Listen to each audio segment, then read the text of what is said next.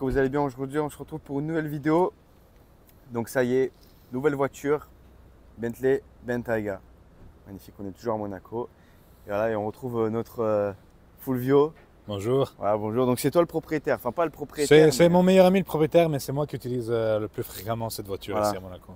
Donc, alors, qu'est-ce que c'est exactement comme voiture? Eh bien, c'est la Bentley Bentayga W12, modèle du 2016. Ok, Donc voilà, le W12, c'est une des options qu'il y avait sur cette génération de Bentayga. ok. On pouvait l'avoir avec le W12, bien évidemment, essence. Il y avait aussi le V8 essence et le V8 diesel.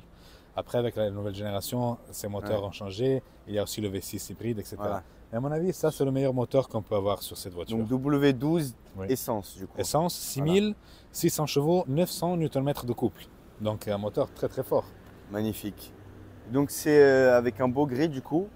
La voiture, elle a été configurée pour toi, enfin pour du coup le propriétaire, ou il a commandé d'occasion? Non, nous l'avons acheté d'occasion. Elle était déjà D'occasion, comme ouais. ça. Mais je pense que, bon, je ne suis pas quelqu'un qui aime le gris. C'est une couleur que j'aime pas vraiment du tout. Mais c'est vrai que sur cette voiture, et pour l'utilise que j'en fais, que nous en faisons, avoir une voiture discrète comme ça, que même si on va à Nice, à Cannes, on la gare un peu sur le trottoir comme ça, qui n'est pas trop flashy, Ok. ça va. Ah, magnifique. Donc, alors c'est quelle année celle-là? 2016. Donc c'est pas la 2016. nouvelle. Non, non. C'est la version 2016, mais tu m'avais dit que ça changeait presque rien entre Alors, les deux versions. oui, ce qui change, c'est les moteurs, parce qu'on n'a plus le W12. Donc, à mon avis, c'est pas une amélioration, c'est bien pire. Et ce qui change, c'est à niveau esthétique. Le devant, il y a eu un Attends deux restyling. secondes. Bon, merci le bus. Alors du coup, tu disais que tu disais quoi sur la nouveauté des Non, je nouveaux disais Bentley? qu'à mon avis, le fait qu'ils ont levé le W12, c'est pas un améliorement, c'est quelque chose qui l'a rendu pire. Parce qu'à mon avis, une voiture qui pèse 2 tonnes et demi, qui a cette masse, ce genre de caractère, il faut des gros moteurs. Et donc le W12, c'est le meilleur moteur. Ce qui change par rapport à la nouvelle, ils ont fait un restyling. Devant, Ok. il est un petit peu plus agressif, un peu plus modernisé.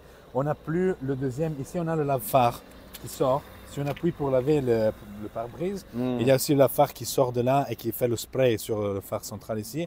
Ici, ils ont changé, donc on n'a plus ça, on a un autre phare. L'arrière de la nouvelle, j'aime pas. Parce qu'ils ont mis le même phare qu'il y a sur la Continental GT, ils l'ont mis sur une Bentayga. Donc ils ont pris le phare d'une voiture qui est, entre guillemets, plus petite, Ouais. pour le mettre sur une voiture qui est énorme. Et à mon avis, ça ne va pas. Sur l'ancienne, on a ce beau phare que d'ailleurs, si on allume, on voit le B. Donc ça, c'est Ah très oui, sympa ouais, aussi. ouais. Voilà, oui, si vous y pensez, ça, c'est un B. Et donc c'est très joli. Et les intérieurs aussi, ils ont fait une nouvelle voiture, mais les intérieurs, c'est virtuellement le même. Ici, je vous montre dedans. Au lieu de ces compteurs analogues, que moi d'ailleurs j'adore, parce que je m'en fous de regarder un écran. Moi, j'aime bien regarder quelque chose d'analogue comme ça. Surtout, c'est beau, c'est bien fait, c'est le craftsmanship anglais. Donc, ils ont changé, ils ont mis un écran ici, à la place des compteurs analogues. Ok. Ils ont fait cet écran un peu plus grand, un peu plus modernisé. Et le reste, c'est pareil. Pareil. Ouais. Donc, Ah. est-ce que ça vaut le coup de penser 100 000 euros de plus pour acheter une nouvelle Bentayga qui a un moteur moins puissant? Ouais. Vous me dites. Ça a coûté combien ça, neuf? 9, alors je sais, ça doit être environ de 250 à peu 250. près. À peu près 250, 260. Ok. Parce qu'elle est très très très bien équipée. Elle a que 2-3 options qu'elle n'a pas, sinon elle est presque full option. Voilà, magnifique. Donc avec cette face arrière du coup, voilà. Est-ce que tu trouves qu'elle a pris un coup de vieux ou tu trouves qu'elle est quand même dans les années Alors si c'est une voiture qui a été bien gardée, qui a le chrome toujours assez brillant, etc., je trouve quand même aujourd'hui ça peut passer comme une voiture presque nouvelle. Ouais. Je trouve qu'elle n'a pas vieilli. C'est sûr que si on la met à côté de la nouvelle, on voit la différence. Mais à mon avis, même aujourd'hui, ça passe. Oui. On te regarde quand même avec cette voiture. Oui, On te filme, oui, on te oui, regarde. oui. Après, voilà, le fait que c'est gris, ça aide à passer un peu plus en discrétion. Mais c'est vrai que même de temps en temps, ça arrive de passer devant la place du casino. Moi, je me suis dit, bon, c'est une voiture assez discrète. Mais de temps en temps, il y a des gens qui filment, etc. Et ça me surprend encore. Mais effectivement, c'est toujours une Bentley. Hein, donc après, c'est une grosse, donc elle a une grande présence. Voilà. C'est magnifique. Donc c'est parti, voilà, on l'a à l'intérieur. Voilà, donc start and stop juste ici. Vous allez entendre, même si c'est une voiture, on va dire, très confortable, hein, mais le start-up étant un gros moteur, c'est quand même joli. Je sais pas si on l'entend de plus loin, mais ça fait aussi un peu de blablabla. Voilà, que ça le fait pratiquement jamais. Seulement si on met un sport et on change un peu les vitesses, etc., ça peut arriver qu'à une voiture un peu plus chaude que ça fait un peu de blablabla. Mais sinon, jamais, jamais. Les autres modes de conduite, elle est très calme, très relaxée, justement. Hein. Alors du coup, là, on est sur une configuration intérieure quand même vraiment sympa. Donc là, on a du marron. Déjà, tu es assorti au siège. Je sais pas si tu as fait exprès. Non, mais c'est vrai que c'est une couleur très... mais d'ailleurs, le cuir, voilà, ça c'est un des plus beaux couleurs de cuir. C'est pour ça que je le porte aussi sur moi. On a l'écran. Donc 2016, tu m'as dit, c'est ça? 2016, Et oui, franchement, pour 2016, l'intérieur. Oui, je vais t'apprendre quelque chose. Alors ici, tu vois, il y a l'écran qui est, entre guillemets, opaque. Comment on dit en français? Mat. Tu vois qu'il n'est pas glossy. Ok, It's ouais. matte, not glossy. Tu vois, il est... Après, à partir de 2017, ils l'ont fait glossy. Ok. Ça veut dire il est comme le téléphone, tu vois. Oui, Parce j'ai que ça, compris. c'est un Ouais. peu plus... À mon avis, ça, c'est mieux. Parce qu'avec le soleil, il n'y a pas de reflet. Mais bon, c'est vrai que l'autre écran, le nouveau, il a l'air un peu plus non, moderne. Non, mais Voilà. c'est sûr. Hein. Donc là, avec là, le matériau pareil ici. Oui, sur oui. piqûre marron. Alors, tu sais c'est quelle couleur ça? C'est il me semble caramel, mais je ne suis pas sûr. Caramel. Je peux te l'envoyer tout à l'heure, je vais te le dire. Mais ce qui est intéressant du cuir chez Bentley, que c'est pareil chez Rolls-Royce aussi, si jamais il y a la vache où ils prennent le cuir, qui a eu des piqûres des insectes, ou qui a, je sais pas comment ça On m'a s'appelle, dit il y a eu des piqûres d'insectes, ou s'il y a, je sais pas comment ça s'appelle en français. Tu sais, quand les femmes, parfois, elles grossissent trop rapidement, elles ont les signes ici. Ah oui, Voilà. oui. Je sais pas en français comment ça s'appelle. Oui, les cramptés, oui. Voilà. Et ces bouts de peau, ils ne les prennent pas. Donc vraiment, ils prennent les bouts de peau qui sont parfaits. Il y a vraiment une inspection méticuleuse pour ce qui concerne la qualité. Et tu le vois, parce que même le bois qu'il y a ici, c'est d'une beauté. Et justement, ça c'est une des choses que j'adore de cette voiture, la finition. Le bois, même pour le passager, il regarde devant, il y a cuir, bois, cuir, les surpiqûres qui sont faites à la main. C'est vraiment exceptionnel. Mais c'est magnifique, non ouais. Et du coup, cette voiture-là, tu l'utilises tous les jours?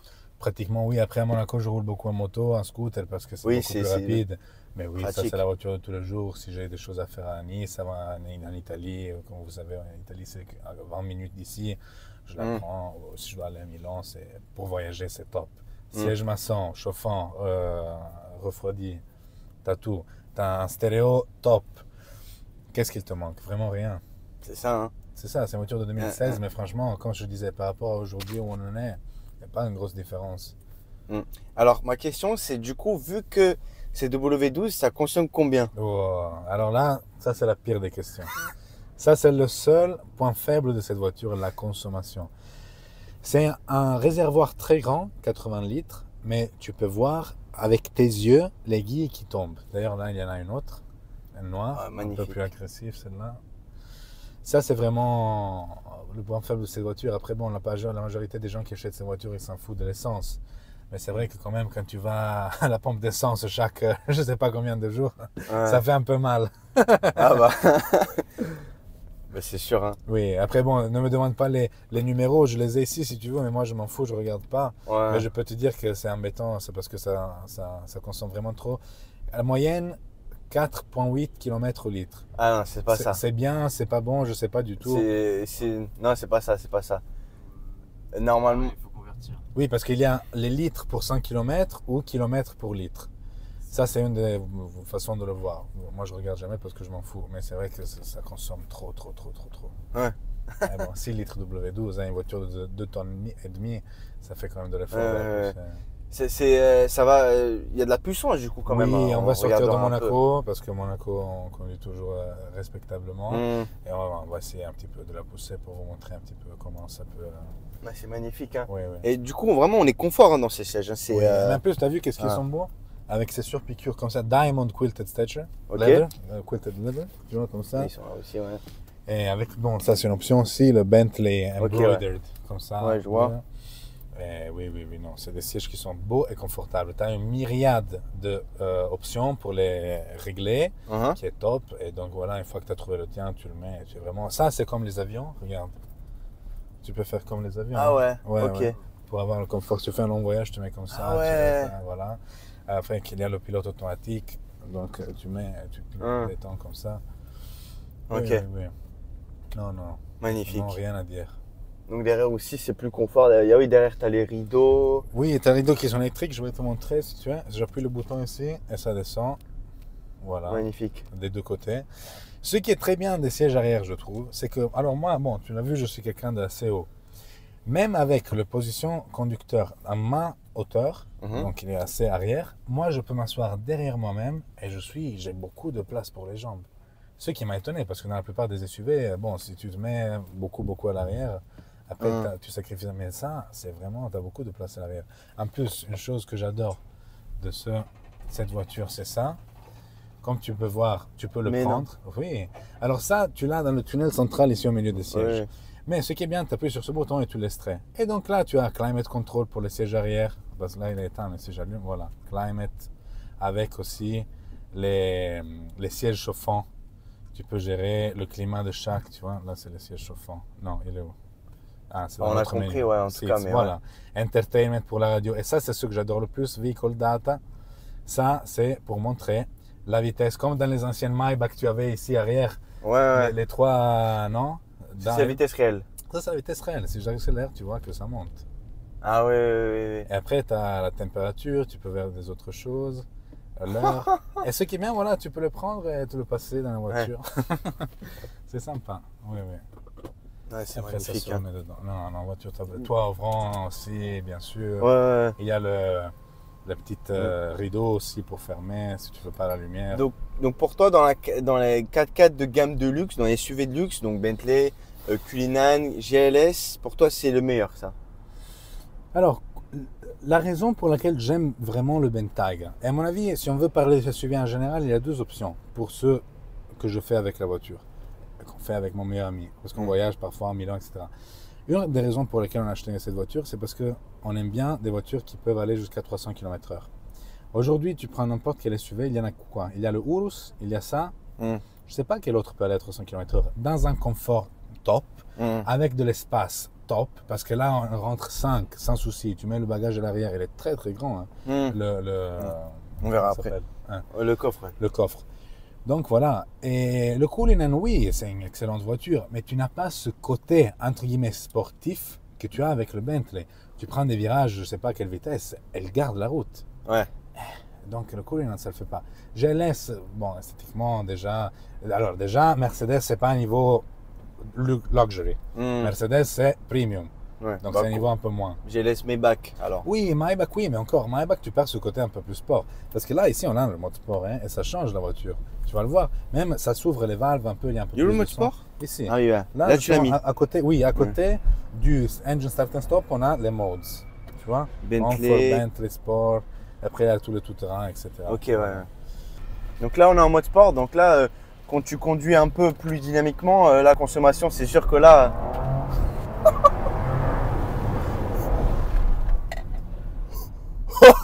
Voilà. Quand même, hein. 900 Nm de couple. C'est ça qui pousse cette voiture tellement bien. Et c'est pour ça que moi, j'insiste. Il faut des gros moteurs sur des grosses voitures. J'ai conduit une Bentley Flying Spur avec le V6 hybride. Je te dis pas qu'est-ce que j'étais dessus. Parce que c'est une voiture grande avec un V6. Bon, tu as un petit peu le couple de l'hybride. Mais après, tu commences à sentir le bruit du moteur dedans. Et tu ne veux pas ça dans une Bentley. J'ai conduit une Maybach avec le 6 cylindres. Même chose.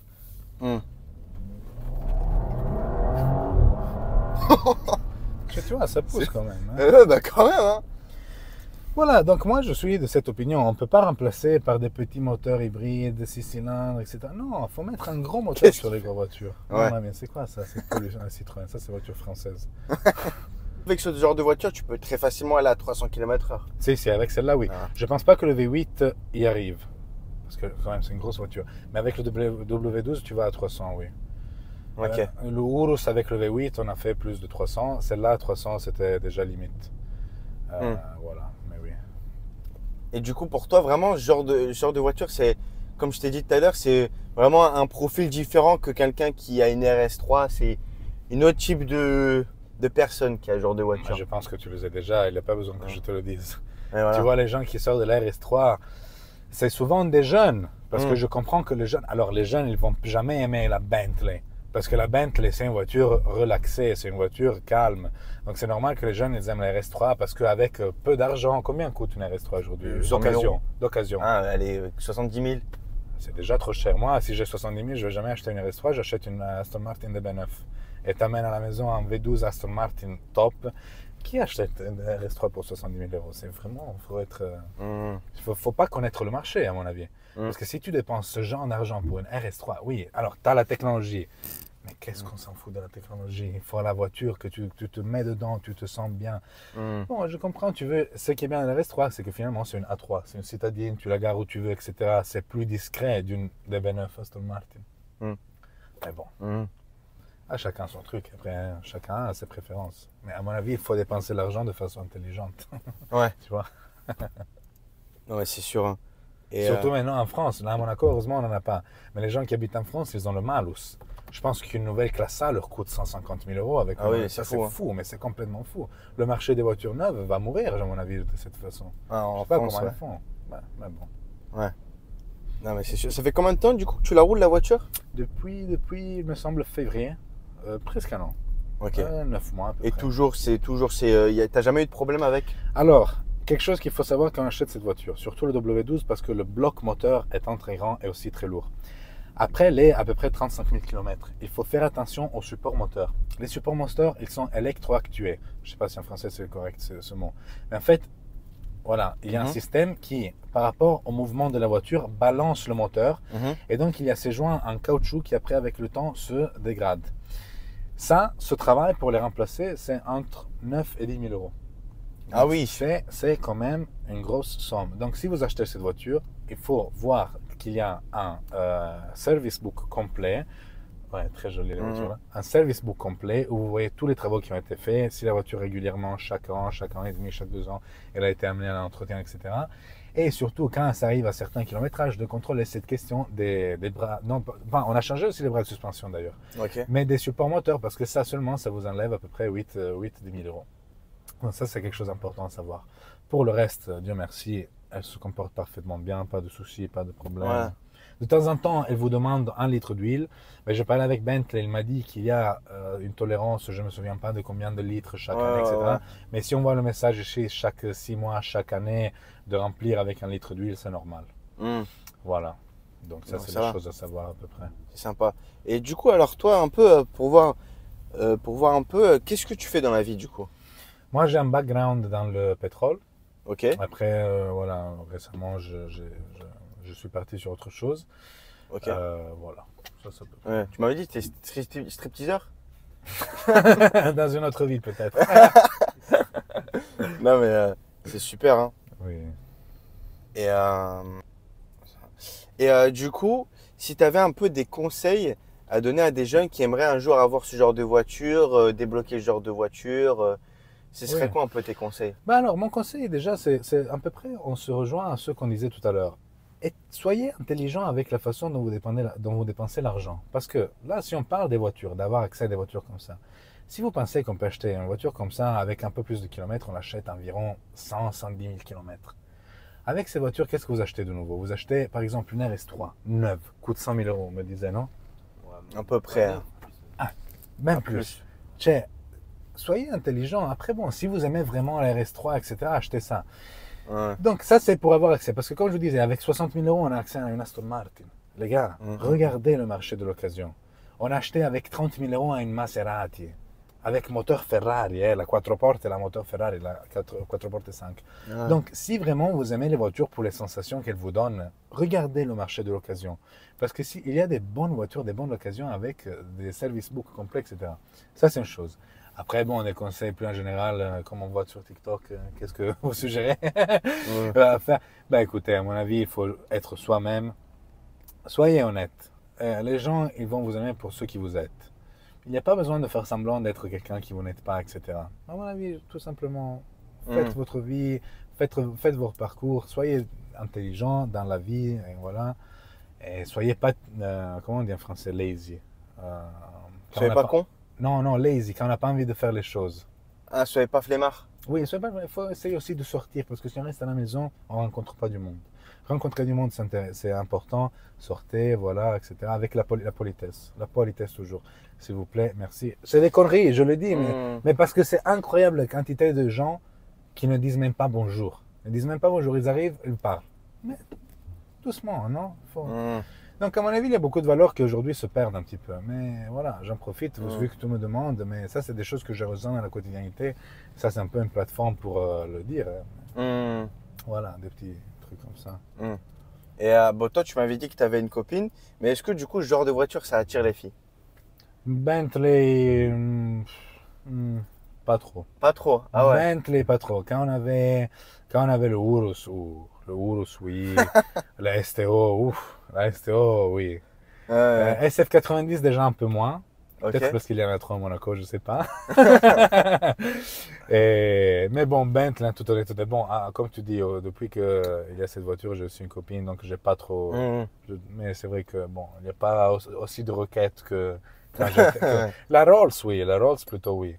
La Dropped, oui, beaucoup de filles qui m'écrivent aussi quand tu m'appelles. Oui, bien sûr, je réponds pas. Mais oui, beaucoup. Mais la Bentley, bon, jolie, mais il faut la comprendre, tu vois. Alors, du coup, c'est quoi ta préférence entre la Rolls Dropped et celle-là? Ta préférée, pardon. Alors, ces deux voitures, bien sûr, très différentes. C'est vrai que la Rolls Dropped, sortir une bonne journée de soleil comme peut être aujourd'hui, tu baisses le toit, tu te sens le roi de la route. Vraiment. Parce que c'est une voiture qui a une présence exceptionnelle. Même si tu compares avec la Dawn, qui est justement la cabriolet qui vient après la Phantom Dropped. Mais on dirait un jouet, la Dawn. La Dropped, tu la vois avec ses grilles devant, cette présence sérieuse, affirmée, ses proportions. Elle est plus longue que celle-là. Hein. La Dropped, c'est une... je ne sais pas si c'est là, mais la XM sûrement. La Dropped, c'est une 2 portes cabriolet. Elle est plus longue que la BMW XM. Hein. Ouais, elle est vraiment longue. Il faut penser à la présence de cette voiture. Donc c'est vrai que c'est spécial. Mais ça, comme voiture de tous les jours, c'est top. Tu ne peux pas utiliser une Dropped comme j'utilise celle-là. Ouais. Donc, oui. Mais bon, quand tu veux aller au dîner, etc., au restaurant, oui, tu prends la Dropped. C'est un peu plus, voilà. Tu m'avais dit que tu étais sur les réseaux aussi un petit peu. Oui. Tu présentes un peu des voitures, tu fais quoi un peu? Oui, alors sur Instagram, j'interagis beaucoup avec mes followers sur les stories. Ok. Voilà, presque tous les jours, je publie des stories, etc. Elle aime beaucoup voir la vie de Monaco parce que j'ai beaucoup de followers. Monaco est très petit, donc j'ai des followers de Monaco. Mais voilà, considérant qu'à Monaco, il y a 39 000 habitants. Maintenant, j'ai presque 65 000 followers. Donc, pour maths, même si j'avais déjà toute la population de Monaco, j'avais aussi en équivalence le reste du monde. Donc voilà, ayant beaucoup de gens du reste du monde, ils sont très curieux de voir un petit peu la vie à Monaco, etc. Et moi, je le fais surtout à travers le lifestyle des voitures, le lifestyle un petit peu des restaurants, etc. Parce que j'aime... Oui, dis-moi. Parce que toi, du coup, dans tes stories, tu parles anglais. Oui, je parle anglais. Non, je parle anglais, même pas italien. Moi, je suis italien. Je parle anglais parce que j'ai un reach plus grand. Je parle à plus de monde. Je parle à tout le monde en anglais. Si je parlais en italien, je me limitais. Mais c'est vrai que récemment, j'ai eu une augmentation de followers italiens. Il est connu, lui. Ah oui. C'est un des personnages de la principauté. Mais ça, c'est bien de la principauté, qu'il y a beaucoup de personnages. Et il faut avoir les personnages à Monaco, sinon c'est comme, je sais pas, Lille. Oui. Brest. J'adore Brest, j'adore la Bretagne. Mais voilà, c'est une ville spéciale, Monaco. Ah ouais, c'est sûr. Du coup, il y a des gens qui disent que Dubaï, c'est pareil que Monaco. Non. Écoutez, moi, je ne connais pas Dubaï très très bien. Je suis allé une seule fois. Je ne connais pas très bien, mais je peux vous dire que sûrement, il y a un lifestyle différent. Il y a des choses qui se ressemblent, bien sûr. Mais Monaco, il y a aussi ce touch, tu vois, de la petite ville. Tu vas, il y a les gens qui te connaissent. Tu vas chez le boulanger, tu vas chez le chocolatier, tu vas, je sais pas où, tu vois. Et tu peux te balader un peu plus différemment à Monaco. Je sais pas comment expliquer, mais c'est pas la même chose. Non, c'est pas la même chose. Après, ça dépend sur le qu'on cherche aussi. Hein. Ouais. Moi, je me trouve excellent, de façon excellente à Monaco. Je voudrais pas changer. Dubaï, oui, pour visiter de temps en temps. Ça fait combien de temps que tu es à Monaco? 4 ans, il me semble. Ok, depuis tu n'as toujours pas quitté Non, quitter, oui, bien sûr, pour voyager, etc. Oui, voilà, mais je entre voyage guillemets. souvent, mais non, c'est ma maison. Et voilà, j'aimerais bien rester pendant longtemps. J'ai des projets ici. Donc, T'en penses quoi un peu des Bentley qui vont devenir bientôt électriques Parce qu'il y a des gens qui disent oui, ça fait pas de bruit, du coup pourquoi mettre un gros moteur? Regarde ça c'est un ancien Rolls. Non, exactement. Je t'ai répondu à cette question tout à l'heure. Pourquoi mettre un gros moteur? Parce que c'est une voiture comme ça, il faut pouvoir la pousser, cette voiture. Ça, c'est une voiture de gens qui ont des choses à faire. C'est pas seulement une voiture de gens qui se baladent. Mais si moi je dois aller à l'aéroport tout de suite, je dois y aller tout de suite. Je dois pouvoir avoir 600 chevaux et 900 Nm. Et c'est pas quelque chose que j'ai avec un V6 hybride. C'est pas la même allure, c'est pas la même sensation. Ici, vraiment, j'appuie avec le pied et la voiture. Quand je suis en autoroute, que vraiment j'appuie fort, on dirait un jet. Et c'est un son aussi qui est...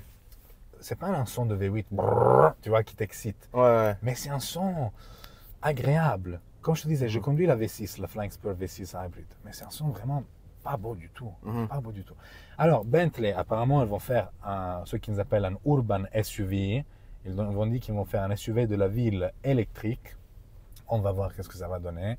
C'est vrai que peut-être si j'étais quelqu'un que je roulais que dans Monaco, avoir quelque chose d'un peu plus petit, ce serait pas mal. Mais après, les gars, il ne faut pas être non plus... disons-nous la vérité, c'est pas difficile de conduire une grosse voiture dans Monaco. Regardez, les routes, elles sont grandes quand même. Il y a des gens qui disent, je n'achète pas la grosse voiture dans Monaco. Si c'est pour le parking, je comprends. Parce que c'est vrai que les parkings, Oui, moi, parfois, si je te montre de la Rolls, comment je dois sortir de parking, c'est ridicule. Je dois sortir du côté passager. C'est ridicule. Mais après, si tu as un grand parking à Monaco, les routes, c'est facile à conduire n'importe quelle voiture. Et du coup, sur YouTube aussi, tu fais... Oui, récemment, j'ai commencé un petit peu. C'est vrai que dans les dernières semaines, je n'ai pas fait des uploads de nouveaux contenus. Mais sinon, c'est vrai que depuis quelques mois, j'ai commencé à faire des vidéos voilà, avec les voitures que j'ai à disposition, la Bentayga ou des autres de copains, etc. Et j'espère pouvoir amener le concept de YouTube aussi au-delà des voitures, un peu ce qui est le lifestyle de Monaco, real estate, etc. On va voir. C'est un working progress. Mais comme vous l'avez vu, j'aime beaucoup parler. Et donc, c'est pour ça, YouTube, c'est une meilleure plateforme pour faire ça par rapport à Instagram. Oui, Instagram, il faut être, voilà... il faut prendre l'attention des gens, être rapide. Sur YouTube, on peut parler. C'est pour ça que j'aime bien. Est-ce que cette voiture, elle monte un peu en valeur ou ça descend? Non, parce qu'elle n'a rien de spécial pour laquelle elle devrait monter. Le W12, oui, mais dans un monde où il y a l'écologique, où il y a les taxes sur les consommations, etc., les pollutions, il n'y a pas vraiment de raison. Donc, ce n'est pas une voiture qu'on achète pour faire du profit dessus.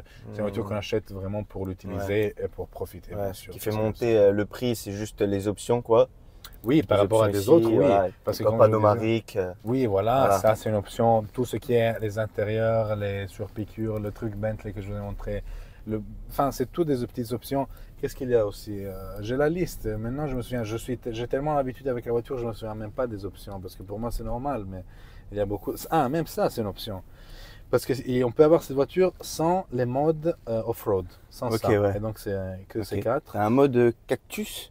Voilà. C'est pour le désert, ça. J'ai un mode dessert, un mode Père Noël, un mode Mexique. J'ai tous ces modes-là.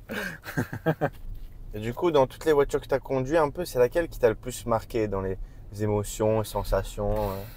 Probablement Ferrari 458 Speciale. Déjà, c'est une voiture très spéciale parce que c'est la dernière V8 atmosphérique de chez Ferrari. Donc ça, c'est déjà quelque chose pour la voiture elle-même au niveau de sensation. Alors déjà, la 458 Italia, c'est une excellente voiture à conduire. J'ai vraiment, vraiment adoré. Mais la Speciale, c'est vrai que ça se touche en plus. C'est une voiture un peu plus raw, un peu plus un direct. Peu plus, Et c'est vrai que même niveau sonorité, c'est top. La STO, c'était très sympa aussi. Après, niveau passager, la voiture top, du top, du top. Et ça, c'est vraiment... Non, j'ai 22 ans. Je ne sais pas, dans le reste de ma vie, quel type de voiture peut excéder celle-là. Niveau passager, c'était la Koenigsegg One-to-One. Ça, c'est une voiture que vraiment... j'ai déjà fait aussi. Oubliez, mais il faut aller avec quelqu'un qui pousse vraiment. J'étais avec un ex-pilote de Formule 1. Il faut vraiment oublier n'importe quoi. Oubliez toutes les autres voitures. Quand vous êtes dans une Koenigsegg One-to-One avec quelqu'un qui pousse, mamma mia, vous allez vraiment être choqué. Mais t'as 22 ans? Oui. Mais non. Oui. C'est vrai ça? Oui, pourquoi je devais... On dirait que tu fais 30. On me le dit souvent. Avec les filles, c'est bien ça. Avant, quand j'étais single. Non, mais je rigole. Alors, tu voulais montrer un truc sur le coffre? Oui. Bon, alors j'ai des choses, parce que comme je vous disais, ça c'est la voiture de tous les jours, donc j'ai des choses. Mais ça, ce qui est très intéressant, j'adore cet accessoire qui Bentley appelle le Event Seat. On appuie ce petit bouton là. Ok. Avec bien sûr du cuir de partout. On a un siège. Et donc là, on se met et on profite. Voilà. Panorama. Et c'est fait exprès pour s'asseoir. Hein. Oui, c'est pas pour. Non, ça supporte plusieurs centaines de kilos. Oui, après, moi, je ne suis pas assis que sur ça, je suis assis sur ça. Donc mon poids est là. Et ça, c'est juste pour mes jambes, oui, qui sont lourdes. Mais bon. Au moins, ça permet de voir si ça tient ou pas. Oui. Voilà. Mais tu vois, on a appuyé là. On a appuyé sur la voiture, pas là. Et ça, quand même, c'est solide. Et c'est du cuir. Quilted leather, quand tu vois, le même type que. C'est le même type de stitching. Enfin, j'ai compris, C'est top. Hein. Ça, sinon, je ne sais pas comment ça coûte cette option. Donc voilà, j'espère que vous avez aimé la vidéo. Voilà, je te remercie, Fulvio. C'était une belle présentation et Content de voir si tu as une autre voiture une autre fois et on fait une autre vidéo. Hein. Voilà, c'était un plaisir. En tout cas, je te remercie. Merci à vous. Allez, ciao.